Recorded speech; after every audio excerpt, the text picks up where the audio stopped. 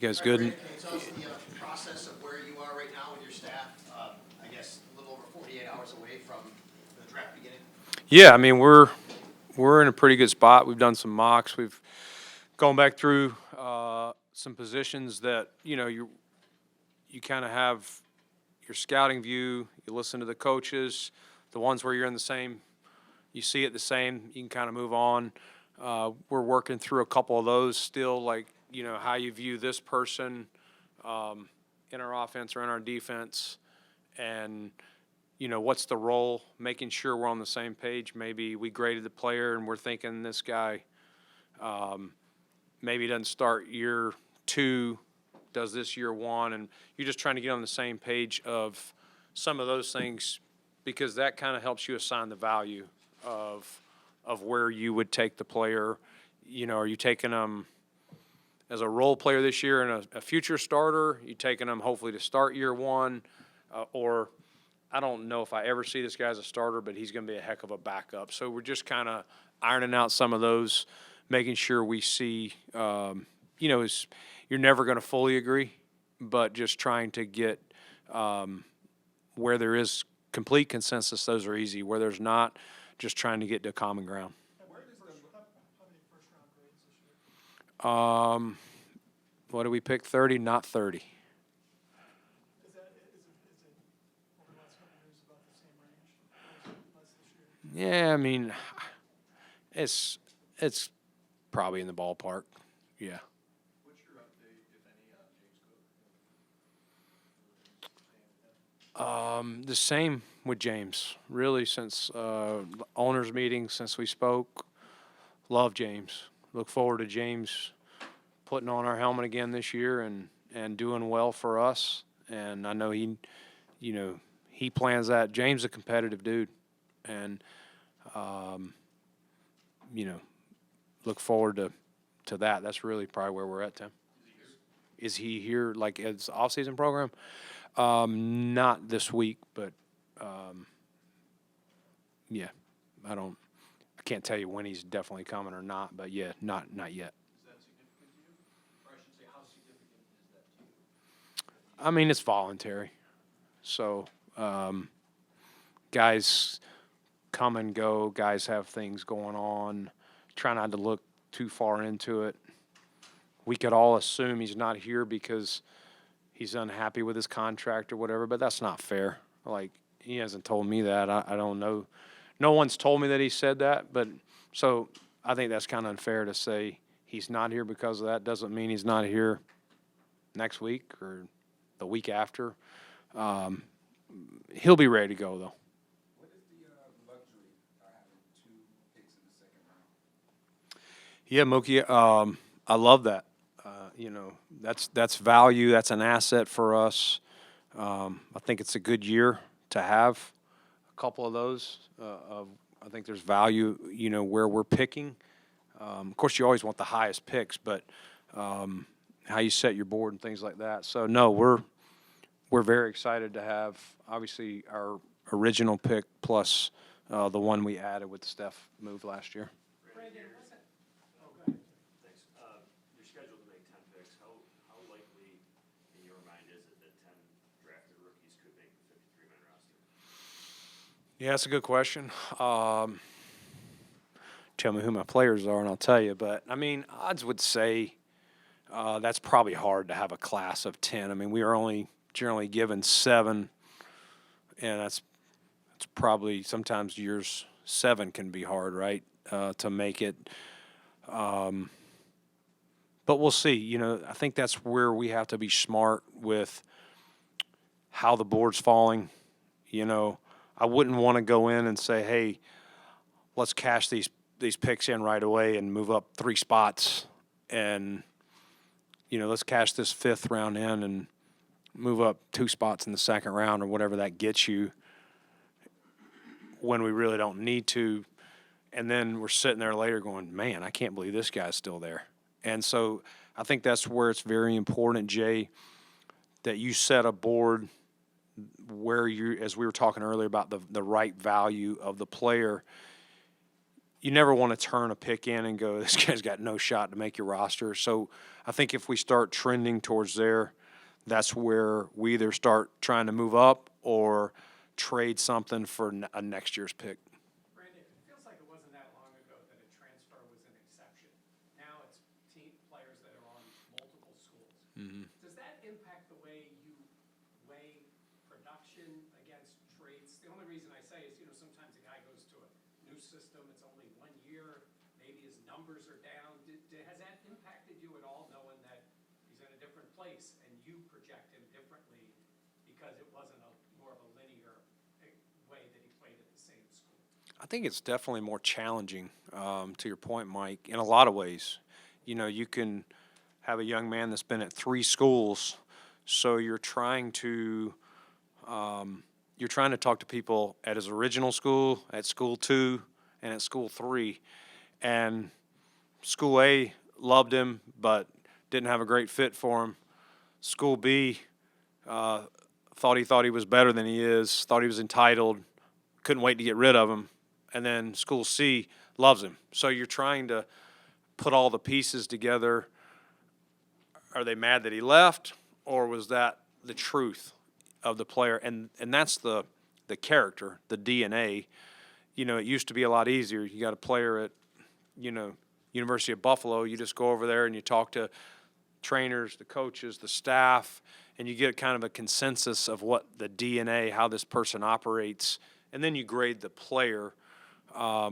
This one, when these guys are transferring 2 and 3 times, it's harder to get the clear pictures because sometimes there's sour grapes on one side or another. So we're trying to put that together. And then to your point about production, you're always looking at like level of comp. Was it a totally new system? How they were used?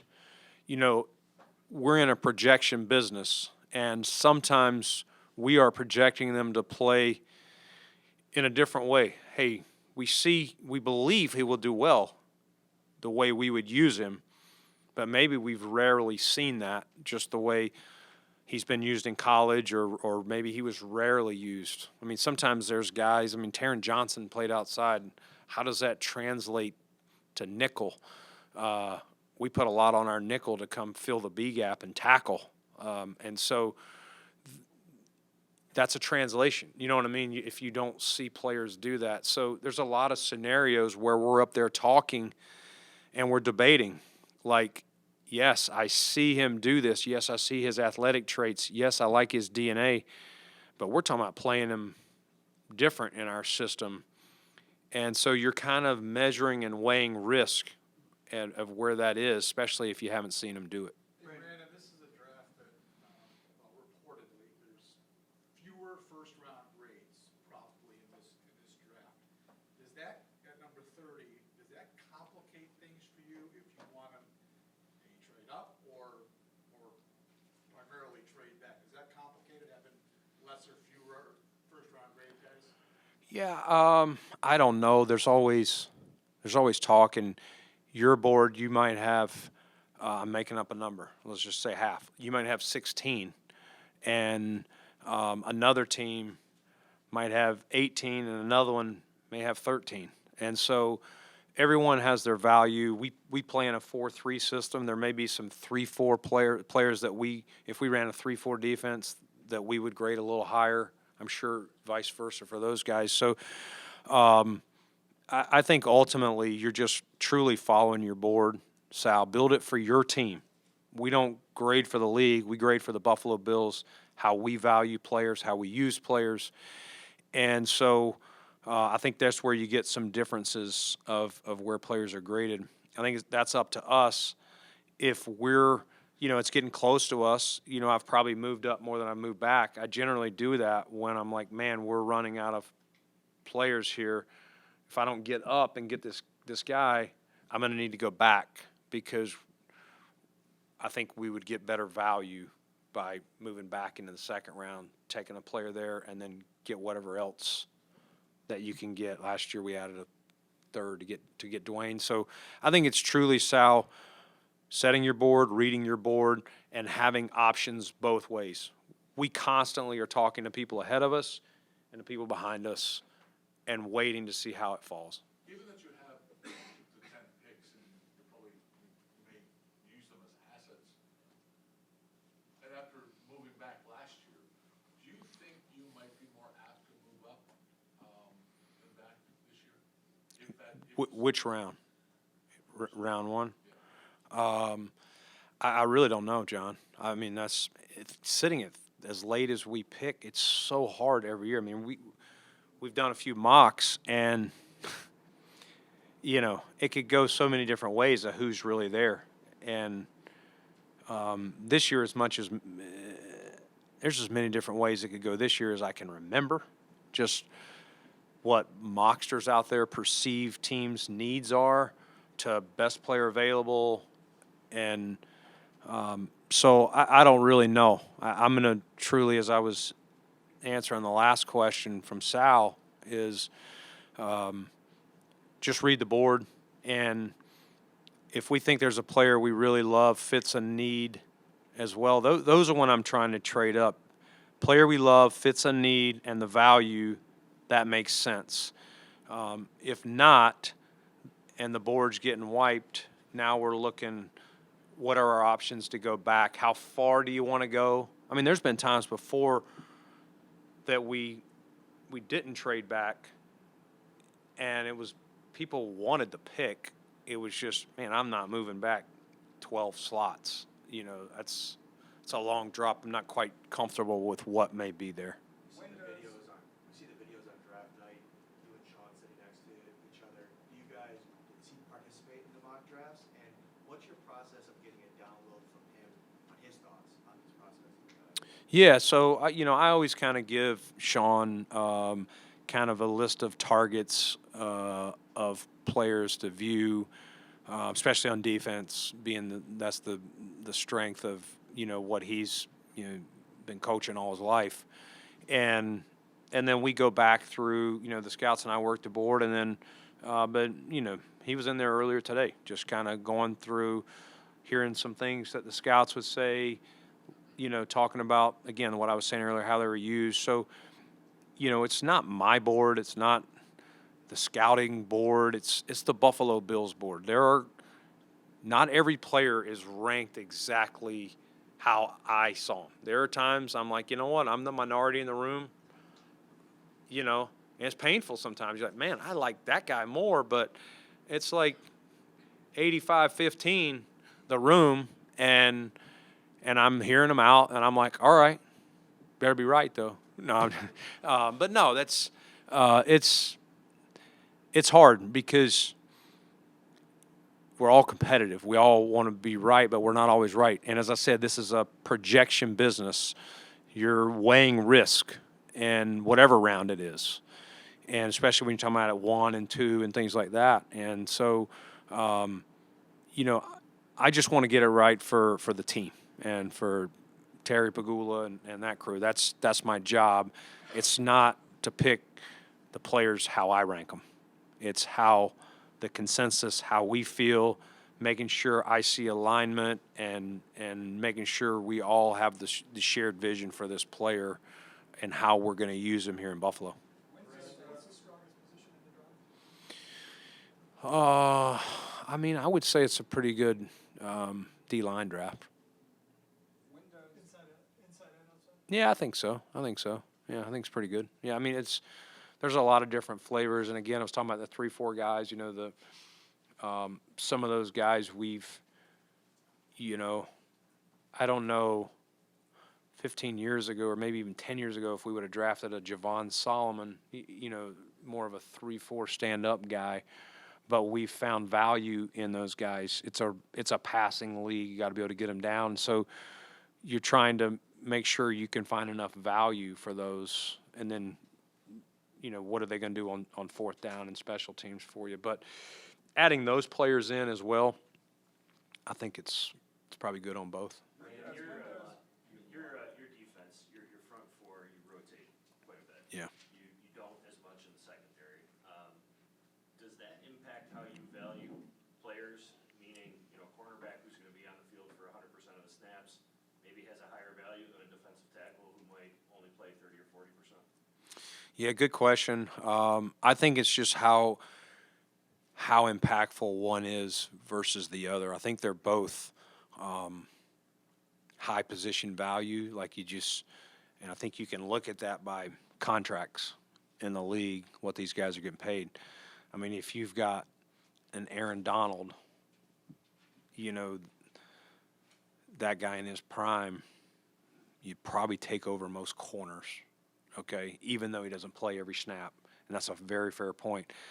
But you got a guy who can play man, can play zone, has speed, tackle, and turns the ball over. That could be more valuable than a lot of defensive tackles, especially, a two-down player who's, more of a run player than a pass rusher. So I think you would truly have to discuss player versus player, where's the most value. If you can, we had Josh Norman in Carolina. Even Tre'Davious here when he was rolling and we paid him as the number one guy, like we could match up Tre'Davious on the team. You know what I'm saying? He gave us he would be more valuable than a number of defensive tackles. Probably not more valuable than Aaron Donald, no disrespect to him, just using those comparisons. Is that? When does a BPA supersedes a position?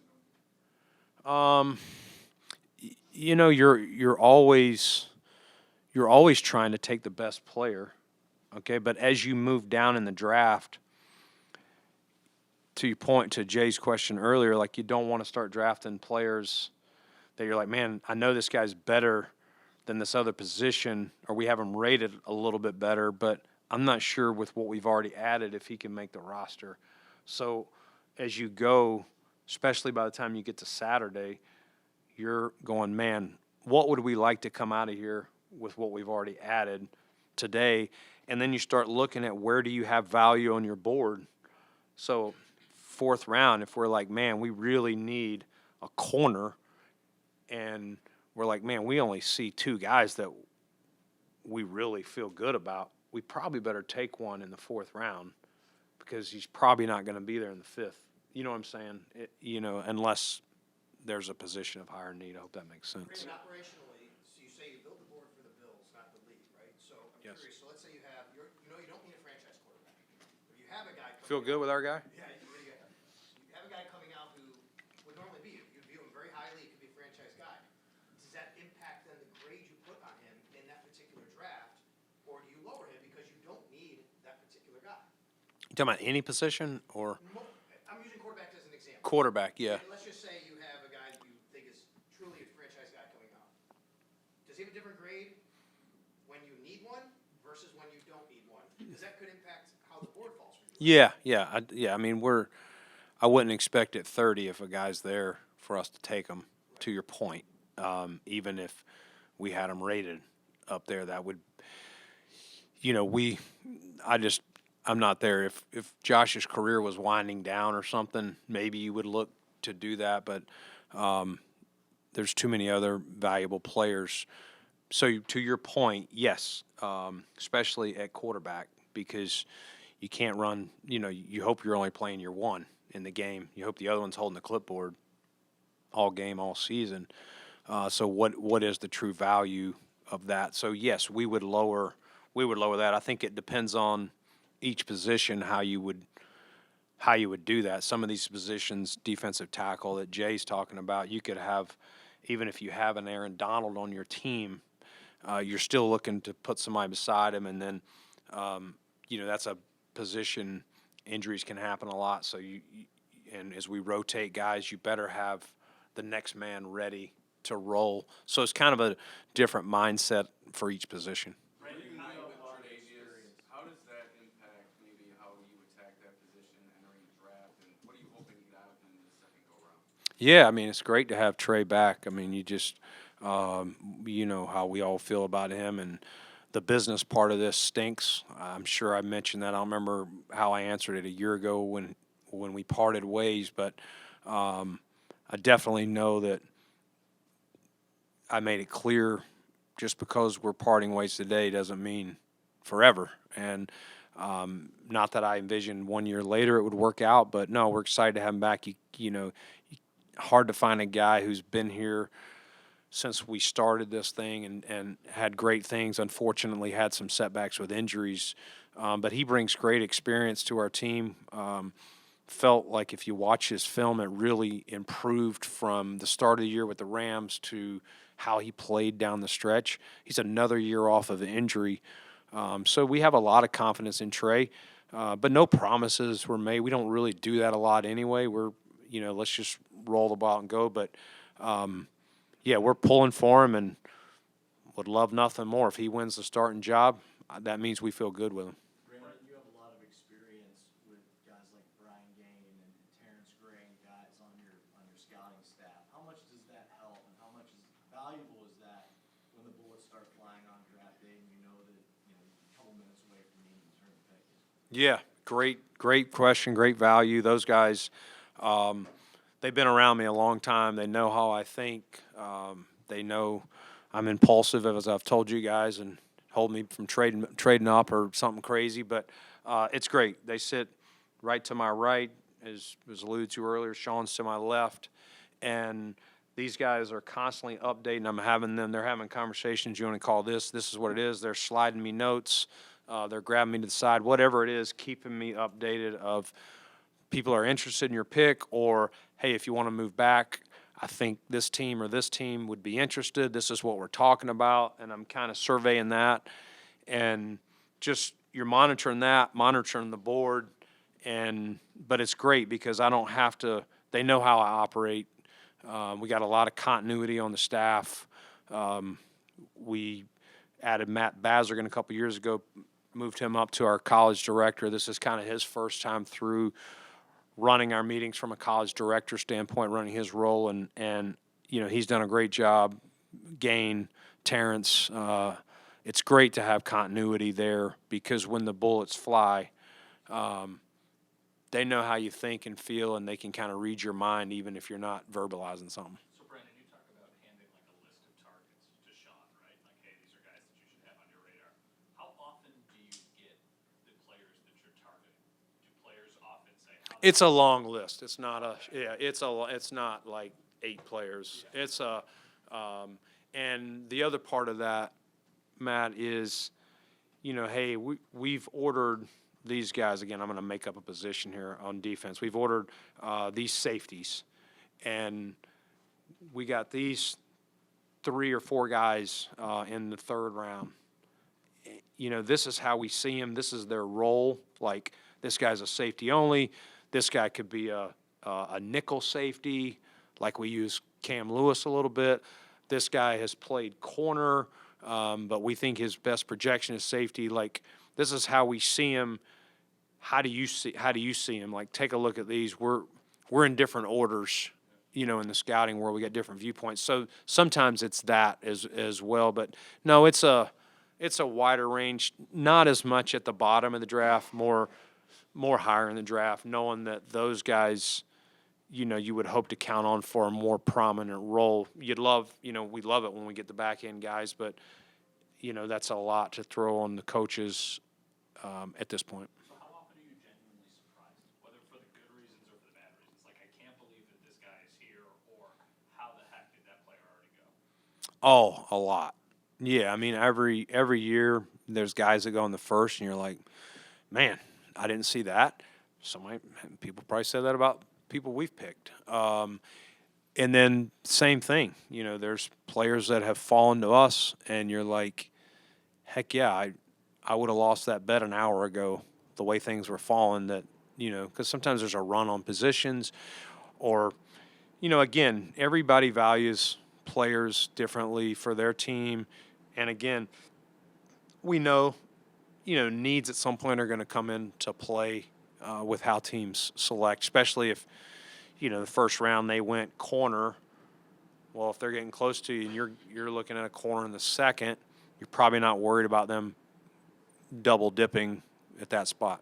Brandon, how does the everybody eats philosophy that was so successful impact the value you're willing to invest in the wide receiver position? Oh, I mean, I think that was a good motto, a good team concept for us last year.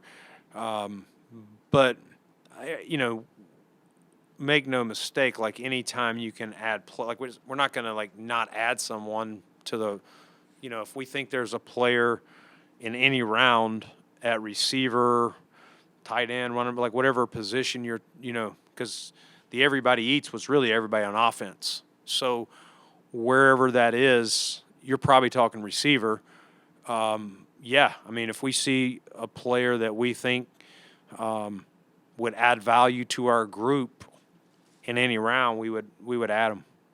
You know, with the one-tech defensive tackle, how important is the third down component to their skill set and like how high you would take them? Yeah, I mean, it is. You have that saying like you still got to get to third down, and but yeah, if it's truly, you go from, is it just strictly a 2-down player? Is it a 2.5 down player? Like the guy's not a throwaway on third down. Maybe he's not full of moves, but he's got enough to at least condense the pocket. We think this guy could get us 2 to 3 sacks a year. He's not going to end up with 0. So I think each one of those has, and the more dominant they are as a run player, the more value. If they're a solid run player with none, you're going to kind of, if this guy is like, everyone in the stadium knows when he's out there, you're not running on him, like that would be valuable because that's going to help us get to third down. Probably not as valuable as a guy who can get you a good number of sacks inside, to your point. And again, going back to how contracts, the guys that are getting paid big money are the ones that can win when they get their one-on-one rush opportunities. And the second part of that is get the quarterback down. I mean, more and more quarterbacks like ours are mobile. There's not as many statues, so it's made it harder for some of these D linemen that maybe are good rushers, but then they get to the top of the rush and they don't change direction well. And so these more mobile, a stiffer quarterback that's just going to sit in the pocket and throw it, you don't really have to worry about that. But we're seeing more and more as our game, there's more mobility with the QBs. And so, you almost have a two-part to that rusher. Can he beat let's just say can he beat the guard or the center? And then secondly, once he wins, can he get that quarterback down, especially the mobile guys? Do the 6-game suspensions to White and Ogunjobi impact how you prepare for this week? For this week, no. We're just gonna because those guys will be with us all of training camp, and so no, in the off-season program, et cetera. We're still going to build the team the way we would build it, and as I said earlier, you kind of look at it like you got a couple of guys that are nicked up, those first 6 games. Randy, you talked about, Go ahead. when you talk about projections, at the corner position, how big is I play a lot of zone, play a lot of man, in terms of projecting what you would want? Is it more about what they've done or what you see in the traits of the player physically and what you hear from the coaches about what they can do? Yeah, it's all of that, Mike. It's you definitely want to grade what you've seen them do. You want to look at that and evaluate it. If they've only played man, at least evaluate it and know what that is. And then you try and dig into the school. Like, did he only play man because he's not grading off, not instinctive, doesn't have the, whatever skills you're looking for. But you're grading the player, and then you're trying to find out, and then that's part of our process. Like, you do need intelligence back there, and so if you're going to play zone coverage, you got to have instincts, understand what's coming, and so you're trying to dig in why the school didn't play him that way. It may not be the player's fault. It may be that's just the way that defense, that coach wants to play, and you get around the kid, and sometimes that's where we'll do a private. We'll go out there, send the coach out there, and get on the board with them, give them some things, and watch their movement, how you would play them. It's still projecting, But that's part of it. Part of what we do with the coaches is get them on the board, have Zooms with them, get them on the grass if we're working them out, doing a walkthrough with them, whatever it is, and try and answer some of those questions. How do they learn? I mean, sometimes you're going, all right, if we draft this player, can he learn by just watching film? Is it by drawing it on the board? Is it by going out there and walking through it? So you're trying to figure out, oh, he can't learn well here, but if I can walk through it with him, he'll get it. He'll be fine. And I do think he can play man and zone for us. Still a projection, but that's kind of how our process works. How beneficial is those Zoom calls? How beneficial is those? It's very. I mean, some of it is just you start out with, do they communicate with you well through setting them up? And what is that like? Are they on time? Or do they got a pad and pencil ready? Or are they just, we've had them before where, guys in his car driving down the road and like, come on, dude, like pull, the coach is like, can you pull over and let's talk through this. But most of them you find out they're very professional. And again, it's learning what football foundation they come in with, and then teaching them stuff and seeing how quickly they can kind of pick it up to how fast you would be able to move with them. Is this player going to be fine in the room? I can teach him when I teach the vets, or is this player going to need a lot of one-on-one year one to kind of build their football foundation? How much more players, how do you evaluate the special teams component? And does it slide based on the grade? First round grade on a guy, maybe it's not as important, but you're getting towards the back end. I mean, how does that, Yeah. how do you put that bake that into the cake? It's probably a good way you put it, in the sense of, unless you're taking a guy high that's an elite returner, you're like, yeah, I'm also getting a returner here. But if you're talking about, covering kicks and gunners and things like that, as you move back in the round, you start talking, how do we get this guy a jersey, to get him on the field? He's a linebacker, but he's not going to get in front of our front guys.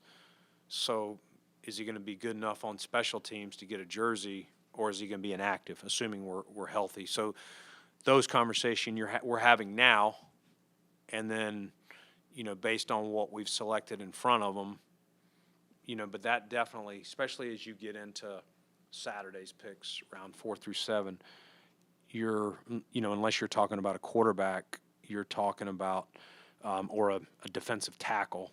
But if you're talking about a skill position player, you're definitely talking about what is their fourth down value. What happens when there's a guy who didn't play special teams, but he fits that bill, whether it be he's a safety, linebacker, whatever? Yep. He's got those, how do you?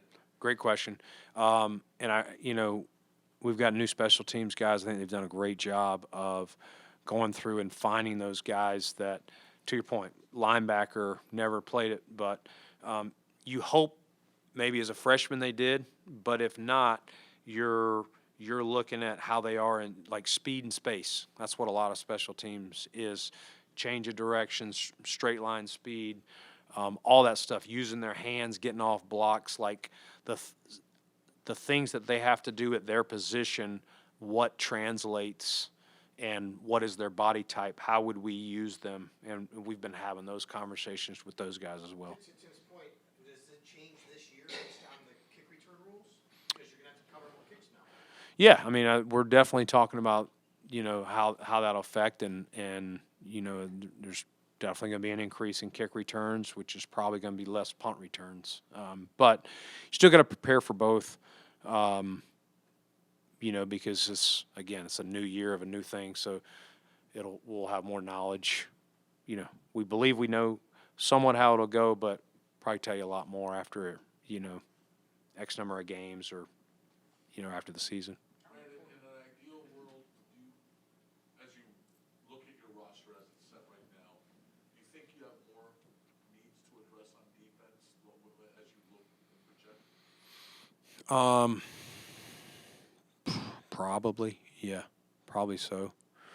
We're always looking for depth, though, John. So it's important for us not to pass up players that we're like, man, we look a year from now, let's just say we have a player on last year of his deal, And, that's where you're weighing in this seat now versus, let's see, if you draft a player outside the first round, you get them on a 4-year deal. And just because they're not going to have a major role, look at Terrell Bernard. We draft him, barely plays year 1, but steps in year 2 as a starter and so on. So that's the balance you're doing, trying not to overdo for now and forgetting about the future. You're balancing special teams and all that. And the other part of that is you start looking, well, you got more needs on this side of the ball, and you leave some good players on the board. You have some injuries, and you're going, dang, if I had known that, I would have taken this offensive guard, whatever, you name the position. But we went for needs. So it is hard because you want to make sure you're drafting good players. You always want to fill needs, and that's where we try and move up and down the board to answer needs with value, but not in the sake of passing over, a player that's clearly better. Hey, Brandon, what's your theory on everybody still having their first-round pick? How many trades so far? I know. I don't think I knew that till recently. That's an interesting one. I don't know if I have a theory. I haven't spent a lot of time on it. Yeah, I don't really have a great answer for you. It seemed like there was a higher premium to trade in the first round last year. Is that specific to last year? Do you feel like that's going to carry over into this year as well? I think more people are open to trades. People see it, and again, I don't know what'll happen. I don't have a great, people are saying, well, people aren't going to trade up this year. Well, that means there's not going to be trades, because if they're not trading up, then nobody's trading back. But, people also get on the clock, or they're getting close to their pick, and they're like, man, I really like this player. We're 3 picks away, or we're 5 picks away. I'd like to get him and not take a chance on losing him. Maybe at the start of the day they didn't think he would be there or whatever, or they were just kind of like, yeah, we'll take our pick or we'll move back. But I think there's still going to be plenty of action through the weekend. I just think enough people are going to want to target certain positions, certain players in certain rounds. And, again, it's so hard to predict. Where do the quarterbacks go? How many go in one? What position players does that push down? All of that can affect, how many trades there are on Thursday night. How important is having more speed on the back end? You take speed everywhere on the field, Mookie. I mean, that's I'd be lying if you said you always want speed. But I'll also say you got to make sure it's a football player in whatever position it is. And so on the back end of the defense, you got to make sure he's got instincts, can tackle, can see the field and all that stuff. But yeah, if he's got enough of those characteristics and traits, and he's got speed too, you'd sign up for that all day long. Brandon, what do you think about some of the former people played in football, like Ron Rivera, becoming general managers in college? Andrew Luck, the general manager now, and where all this is shifting. Yeah, no, it's. I mean, the NIL world has really changed everything, and I've over the last year and a half, have spoken to several athletic directors, just asking about people in the league and how we do cap stuff. And, I've spoken to a couple of guys who are in these GM positions of position values and where we allot our money, and just kind of going through. Theirs is going to be a little different, and they're still working through. They obviously don't have a CBA and things like that. But, I mean, it's been talked about with all the transferring multiple times and NIL.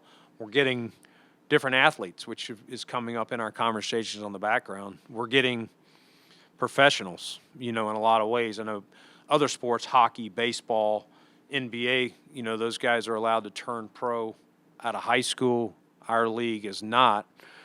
But in some ways, college football has turned into a paid minor league, for the NFL or other football leagues. Also, a bit of a paradigm shift of how you have to view things compared to maybe 10 years ago. Yeah. Because these guys are already getting paid, how they've managed their money, what they've done. Yes, 100%. It's All those. Are they playing, are they transactional? They love the game. Are they, is it all about the money? You're always trying to dig into those. You always have, but you are getting the question, how's this player going to be with money? Or a lot of these guys, because they've had it. And has it hurt them?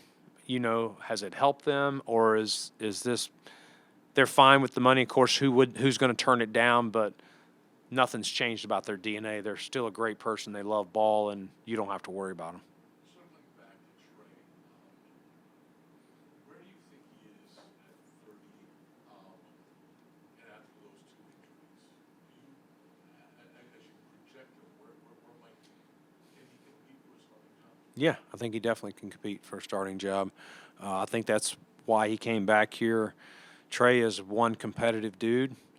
And as I said, John, I thought his play trended up last year, and fortunate, so happy for him that he was able to, get through a healthy season and trend up, and he knows our defense.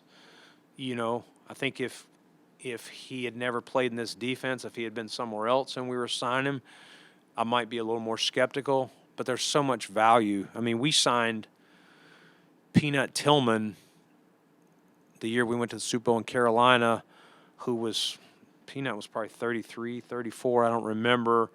His best years were past him, but so smart, picked up the defense right away, had not been in ours.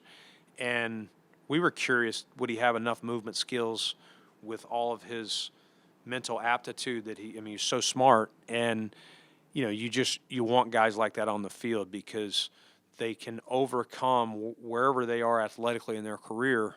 They can overcome that with smarts, instincts, feel, communication, knowing what's coming.